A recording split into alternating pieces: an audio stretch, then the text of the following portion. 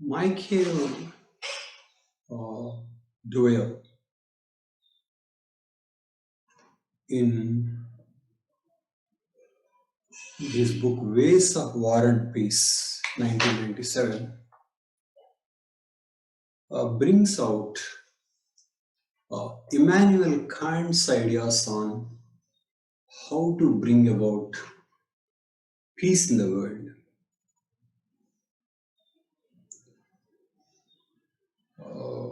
The author clarifies that Kant's ideas are not in opposition to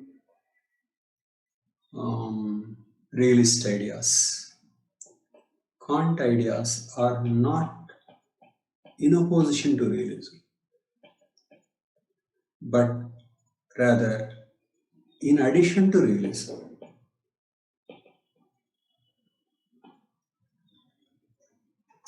Okay. Realism, as developed by then by Hobbes. So Kant was trying to give certain variables that contribute to global peace and avoid war. Kant gave three variables.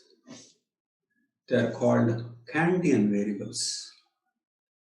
Those three variables include 1. Democracy, and 2. Economic interdependence, and 3rd. International law. These three variables contribute to peace. Kant advocated these three until a federation of interdependent republics established. Okay. So this is the target, a federation, not the world government. And we can see all these four things, all these things happened in the case of European Union. Democracy, trade, international law, and federation of interdependent republics, finally. And Kant said, it is not that man has to be transformed morally, but man can do them because it is in his own interest. So which means to Kant, self-interest should guide evolution of these institutions. One refers to within, and these two cross-national or international. Okay. And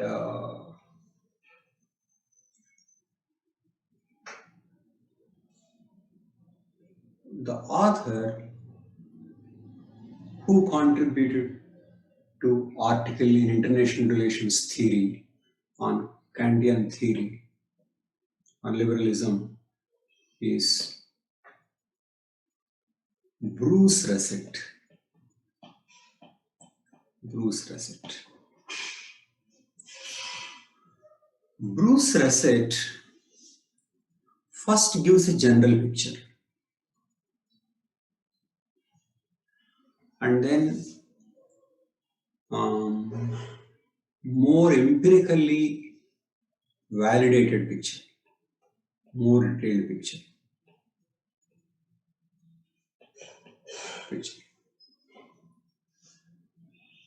In the general picture, he says, and of course, Bruce Russett is saying that in general, Kant theory is right. Okay, so what happened in recent decades is that all the three Kantian variables improved. Democracies. There is a huge rise in democracies from 1950s till date. Autocracies. There is rise from 50s but huge fall from 90s. So, going by the trend from 1990s, democracies more in number and autocracies huge fall. And one more category is created, which is in between democracies and autocracies, that is called anocracies. Anocracies also rose from 1990. Okay. So essentially, the world moved towards democracy, particularly after 1990s. That is a point. And next, economic openness hugely increased from 1990s. International law became more important. International law can be measured in terms of countries' membership in intergovernmental organizations, IGOs. So, there is an improvement along all these three Kantian variables. And what would the theory suggest? There should be more peace. Yes, there is more peace. There is a decline in deaths due to interstate wars. Very low since 1950. That is after World War II. And very low even regarding intrastate wars. That is within the state. You can call this societal warfare. There was some rise from 1950 to 1990, but then after that, much fall. So if you are considering from 1990s, it's a huge fall, both in interstate or intrastate. This data is from this particular global conflict report. So there is a change in the world along the three Kantian variables, and as predicted by the theory, there is a decline in conflict related deaths. Okay. But this is saying very generally. But one very systematic study is made on the impact of realist variables as well as Kantian variables on conflict all over the world. This is the study, one very important study. Okay. This study given by Bruce Russett.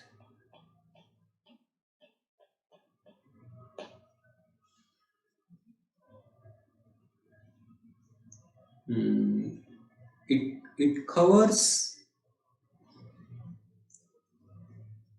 all the countries.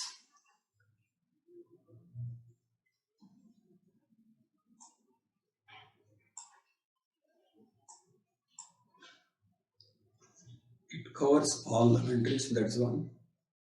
And next, from 1885 to 2001, that is more than a century. And each year from 1885 to 2001. And all the likely dyads are chosen. A dyad is a combination of two countries. So, during this period, all countries likely dyads chosen. And conflicts within a dyad is counted as one case. Taking one dyad per year as one case, conflict, taking one diode per year as one case. Between 1885 to 2001, 500,000 cases are there. Okay.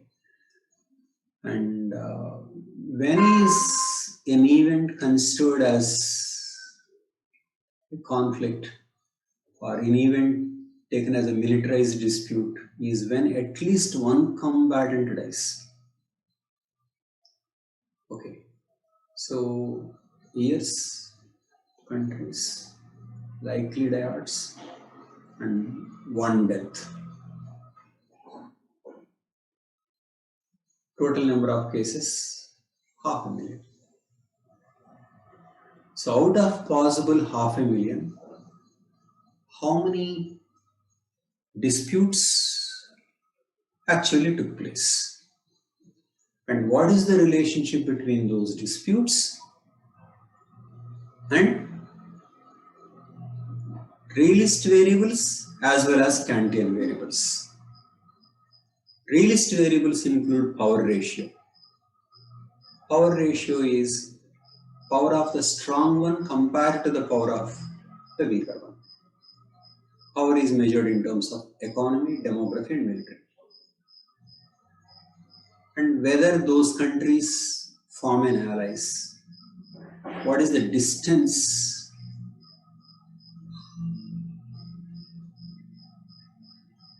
between those two countries and what is the size? Okay. So realist variables are taken along with Kantian variables plus Kantian variables.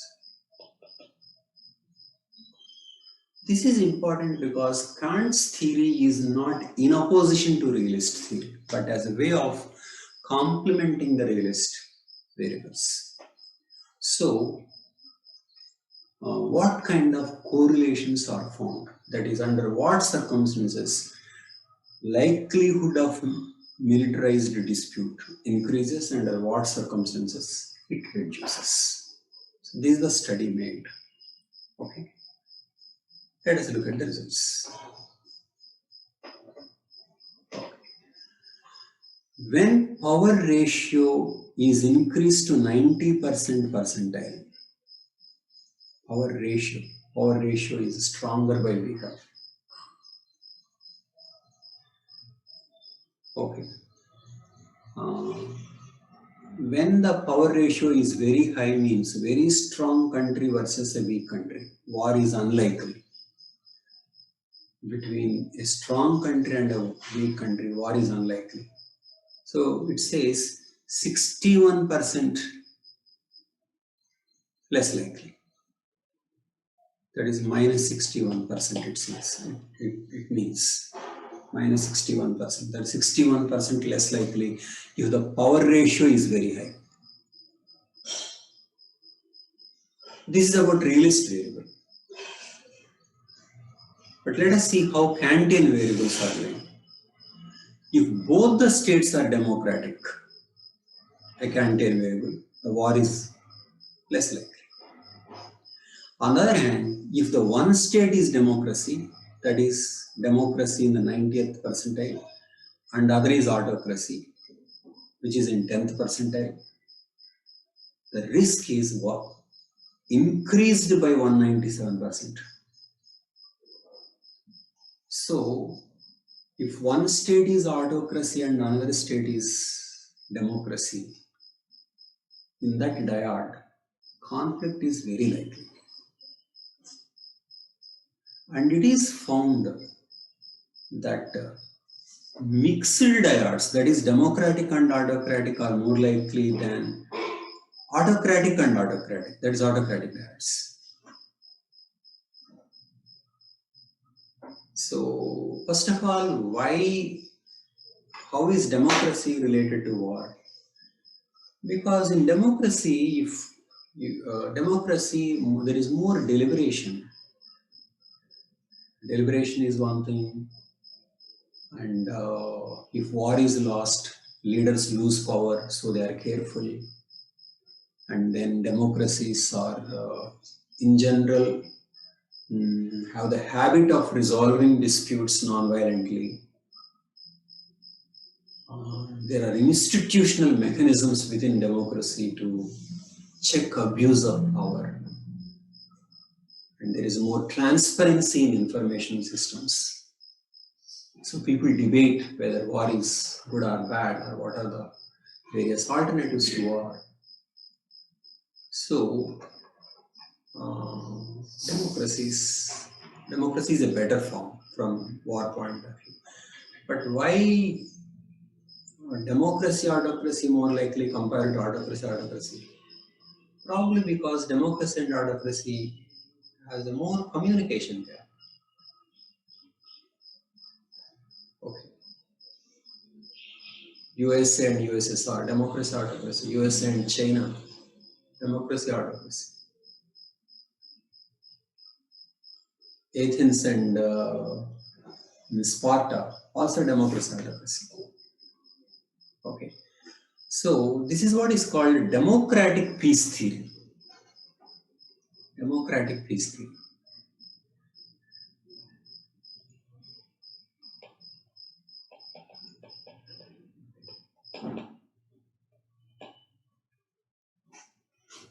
Okay. So this is one variable. Next, if there is an economic interdependence in a dyad, 56% less likely, minus 56%. And if they are members of IGOs, then also conflict is less likely, but only by minus, that is reduction of 31%.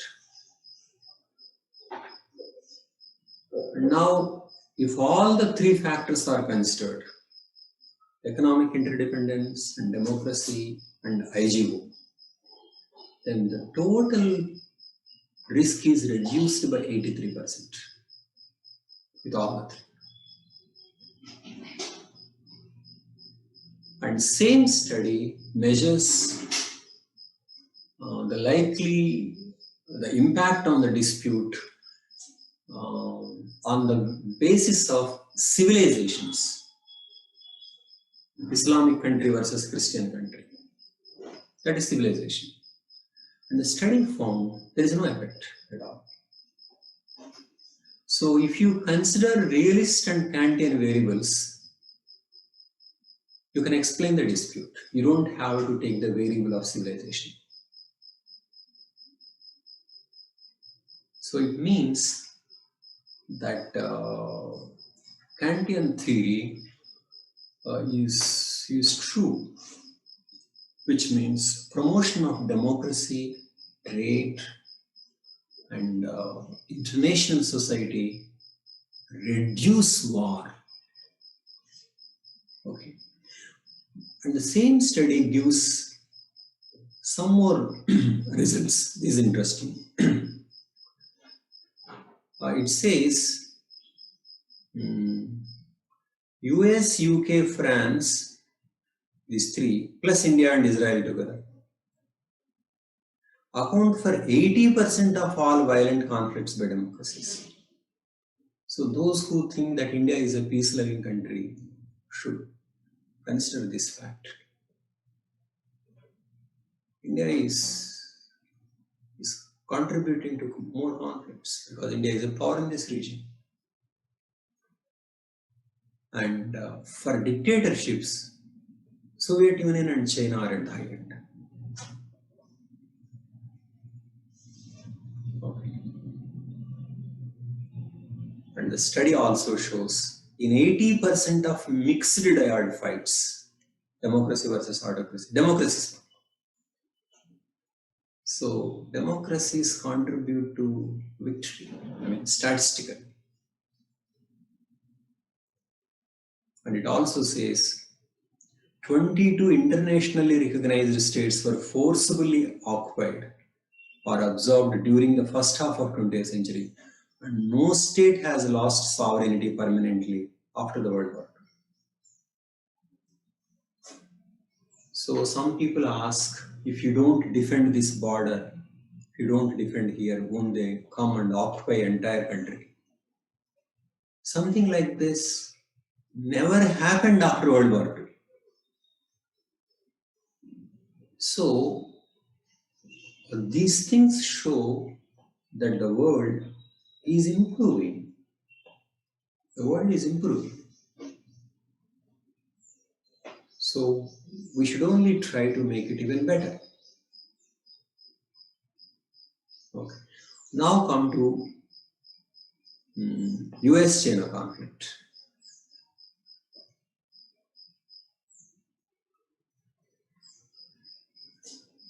In mid-1960s, what are the variables? And 21st century. In mid-1960s, USA's power was very high. Okay. When power difference is very high, then the war less likely. But how about Kantian factors? Mao's China is given -9 on democracy. Democracy is measured on the scale of -10 to +10, and Mao's China is given -9. And trade nil. So economic interdependence nil.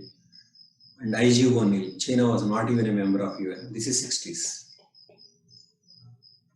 And what happened in 21st century? Power ratio close to equality. Okay. It means war more likely.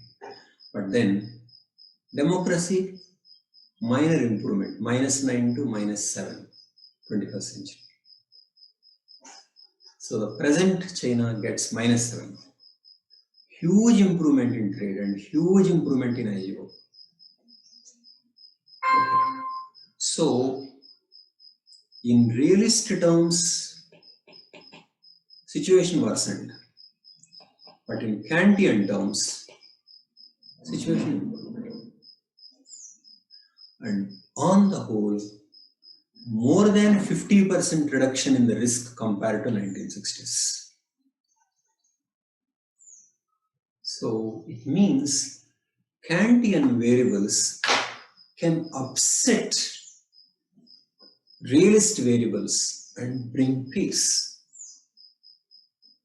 This is what is called liberalism or institutional liberalism.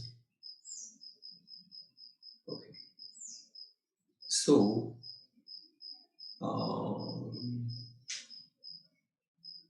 realists give only one picture, and there is a way by which, by improving certain institutions domestically and internationally, conflict can be avoided.